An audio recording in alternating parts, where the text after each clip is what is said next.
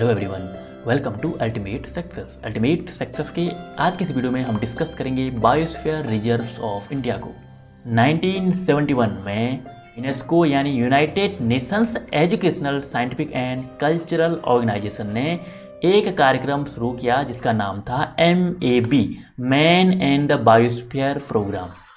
इसका मुख्य उद्देश्य था मानव और पर्यावरण के बीच में एक कोऑपरेशन यानी सहयोग को बढ़ावा देना, सहयोग को विकसित करना, मानव पशु के बीच जो संघर्ष देखने को मिलता है उसको कम करना, उसको रोकना, और सस्टेनेबल डेवलपमेंट यानी सतत विकास, ऐसा विकास जो अभी की ज़रूरतों को भी पूरा करे और आने वाले जनरेशन को भी ध्यान में रखा जाए। बायो का मतलब हम जानते ही हैं लिविंग यानी जीवन, और बायोस्फीयर धरती का वह क्षेत्र जहाँ पे भी जीवन है उसको कहते हैं बायोस्फीयर।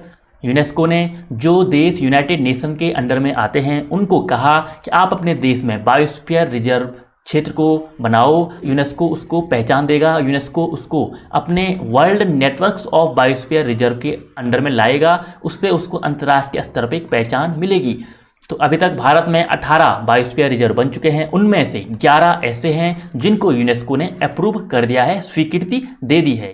यानी हमारे पास 11 world networks of biosphere reserve हैं, और यही जो 11 हैं ये हमें देखने हैं और यही हमारे लिए सबसे इम्पोर्टेंट, सबसे ज़रूरी हैं।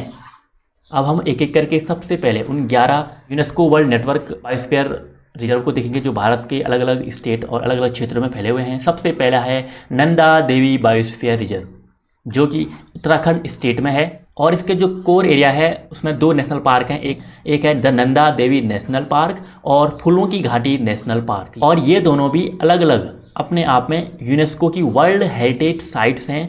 यानी उत्तराखंड में 2 यूनेस्को वर्ल्ड हेरिटेज साइट्स हैं, 2 नेशनल पार्क हैं। इसके अलावा नंदा देवी भारत की दूसरी सबसे ऊंची चोटी है, पहले है कंचनजंगा और दूसरी है नंदा देवी। और यहाँ पे जो इम्पोर्टेंट जीव हैं जो हमें देखने हैं, हिमालयन मस्क डियर है यहाँ पे जो स्टेट एनिमल ऑफ उत्तराखंड भी है, और स्नो लेपर्ड बर्फीला तेंदुआ जो state animal of Himachal Pradesh है, हिमालयन तहर और रेसस मैकायो भी यहाँ पे हैं।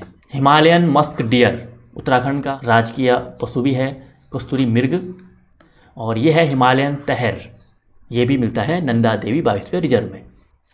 अगला हम देख रहे हैं नीलगिरी बायोस्फीयर रिजर्व, जो 3 राज्यों में फैला हुआ है, और ये फैला है कर्नाटका, केरला और तमिलनाडु। ये 3 स्टेट में है, कर्नाटका, केरला और तमिलनाडु में। सबसे बड़ा भारत का बायोस्फीयर रिजर्व है और सबसे पुराना भी है, सबसे पहला भी है।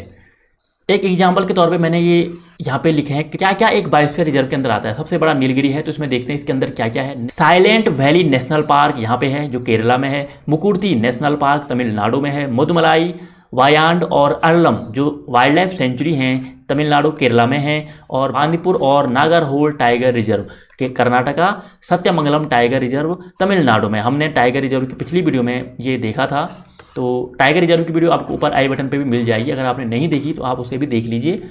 अब हमें अगली वीडियो में नेशनल पार्क और वाइल्ड लाइफ सेंचुरी इस पे बात करनी है। एक बायोस्फीयर रिजर्व इतना बड़ा एरिया होता है कि ये सारे उसके अंडर में आते हैं। तो नीलगिरी बायोस्फीयर रिजर्व में इतने सारे हैं। बायोस्फीयर रिजर्व के मुख्य रूप से 2 भाग होते हैं, एक होता है कोर एरिया और एक होता है बफर एरिया, बफर जोन या बफर एरिया। ये बीच वाला कोर एरिया होता है और ये होता है बफर एरिया, बाहर वाला। तो एक बायोस्फीयर रिजर्व में एक नेशनल पार्क जो होता है बायोस्फीयर रिजर्व में, वो होता है कोर एरिया में। कोर एरिया में नियम थोड़ा सख्त होंगे, कठोर कानून होते हैं। जो बाहर वाला एरिया होता है उसमें कानून उतने सख्त नहीं होते, और यहीं पे बनती हैं वाइल्ड लाइफ सेंचुरी। जो वाइल्ड लाइफ सेंचुरी हैं यहीं पे इसका निर्माण होता है। यहीं पे एक बायोस्फीयर रिजर्व के अंतर्गत नेशनल पार्क कोर एरिया में होगा तो वाइल्ड लाइफ सेंचुरी होगी बफर एरिया में। उसके बाहर भी एक और एरिया होता है जहाँ पे ह्यूमन्स डेवलपमेंट जो मानव निर्मित कार्य है यहाँ पे हो सकते हैं। तो मुख्य रूप से हमने देखा 2 एरिया होते हैं, कोर एरिया और buffer area. Nilgiri biosphere reserve Bharat का पहला बायोस्फीयर रिजर्व है, और नीलगिरी पर्वत भी होते हैं, नीलगिरी माउंटेन भी होते हैं जिनको हम कहते हैं ब्लू माउंटेन्स। यूनेस्को 2012 में इसको विश्व धरोहर घोषित कर चुका है। और इसमें जो 2 इम्पॉर्टेंट जीव हैं जिनको मैं देखेंगे वो है नीलगिरी तहर, स्टेट एनिमल ऑफ तमिलनाडु भी है, और लायन टेल्ड मकायो, ये एक बंदर है और ये भी मिलता है नीलगिरी बायोस्फीयर रिजर्व में। ध्यान रखना नीलगिरी तहर स्टेट एनिमल है तमिलनाडु का।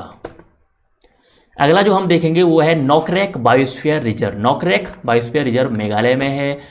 यहाँ पे गारो पहाड़ियाँ हैं। गारो पहाड़ियों की तुरा रेंज की सबसे ऊंची चोटी है नोकरेक, और यहीं पे है नोकरेक बायोस्फीयर रिजर्व मेघालय में।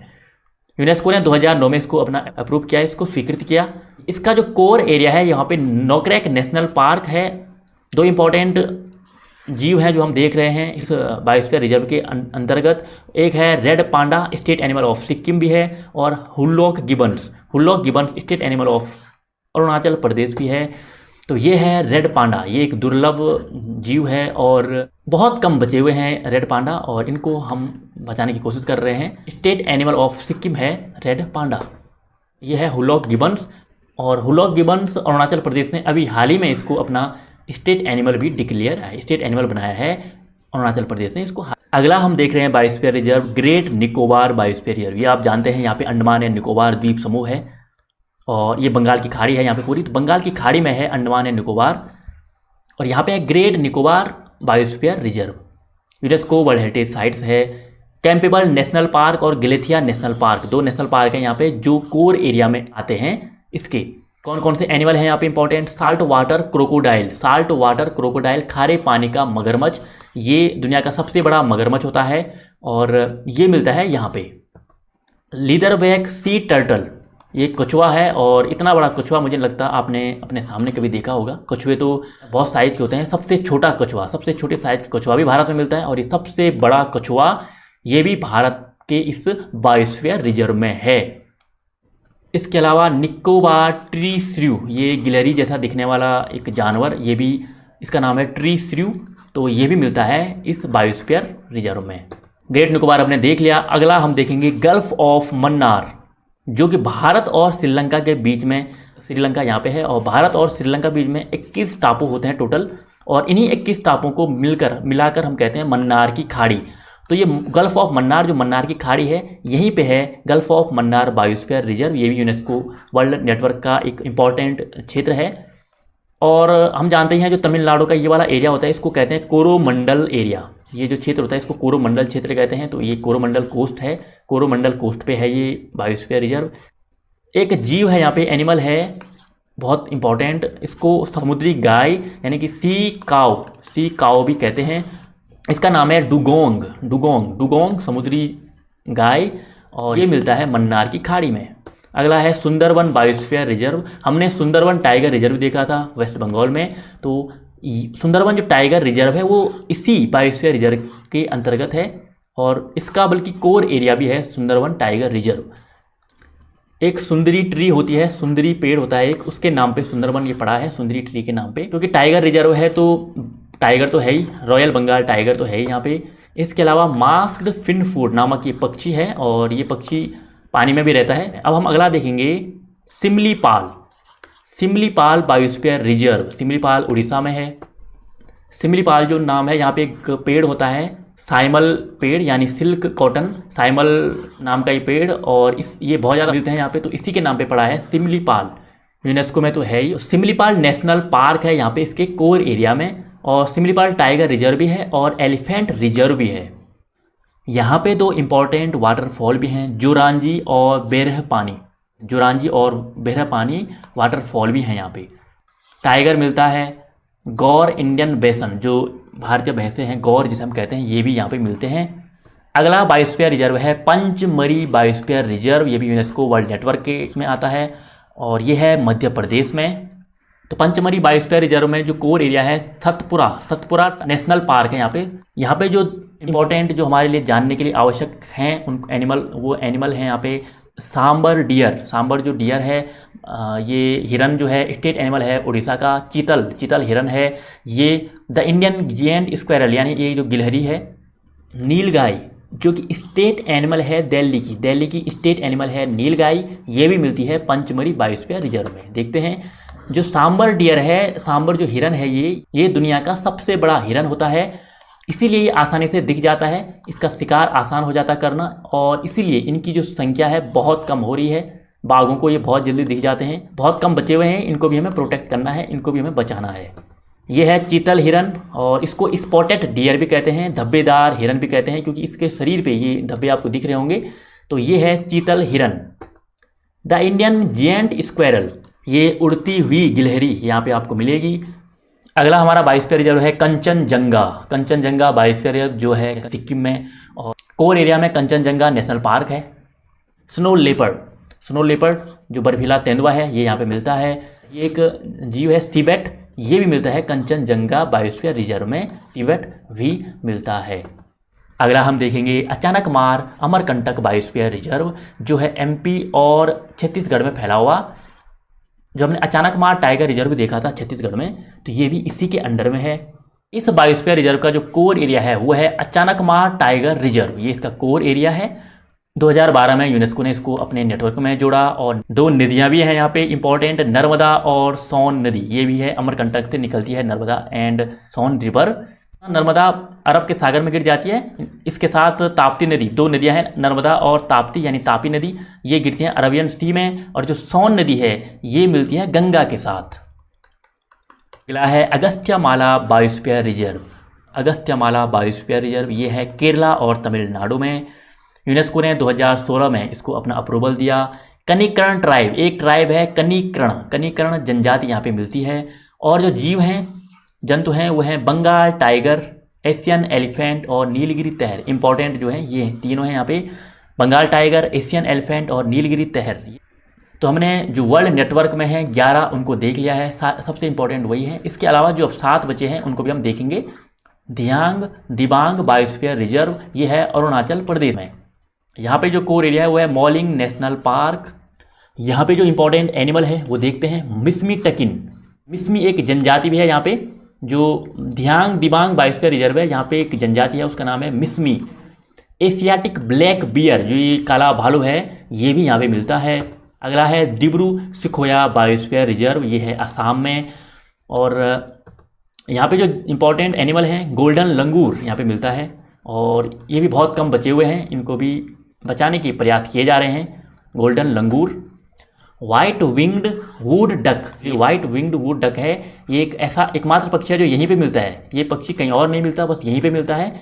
ब्लैक ब्रेस्टेड पैरोट, ये भी मिलता है यहाँ पे। अगला है मानस बायोस्फीयर रिजर्व यानी मानस वन्यजीव अभयारण्य। यहाँ पे जो कोर एरिया है वो है मानस नेशनल पार्क, और मानस नेशनल पार्क एक वर्ल्ड हेरिटेज साइट्स भी हैं।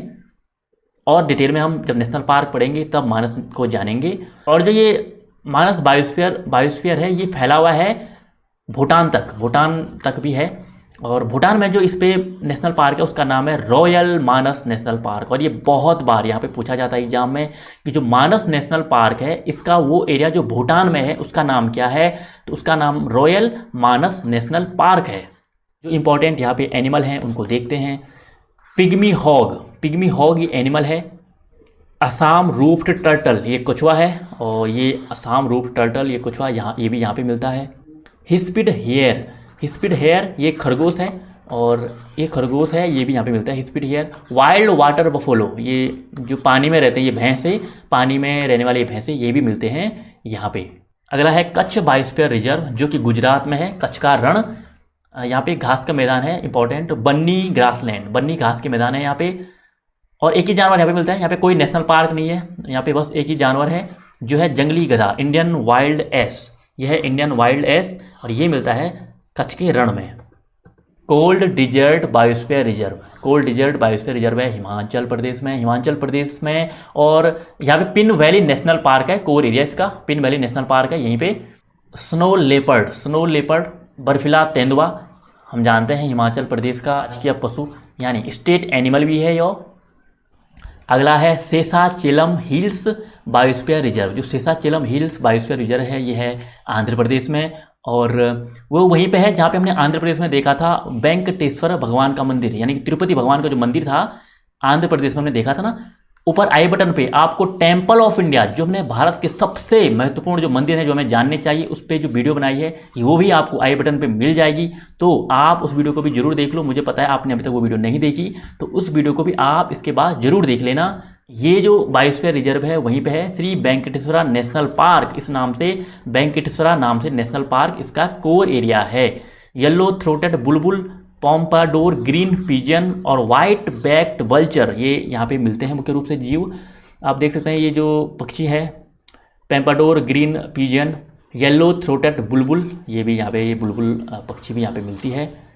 अगला हमारा आज का जो 18वां लास्ट जो हम बायोस्फीयर रिजर्व देख रहे हैं, यह है पन्ना बायोस्फीयर रिजर्व जो है मध्य प्रदेश में। यहाँ पे पन्ना नेशनल पार्क, इसका कोर एरिया है, गोंड ट्राइब यहाँ पे रहती है। और एक जो करंट इश्यू है कैन बेटवा जो नदी है, कैन बेटवा रिवर लिंकिंग प्रोजेक्ट, जो कैन बेटवा नदी है इनको जोड़ा जा रहा है और इससे गोंड ट्राइब पे असर पड़ रहा है, तो ये भी हमें ध्यान रखना है। ये है एमपी में।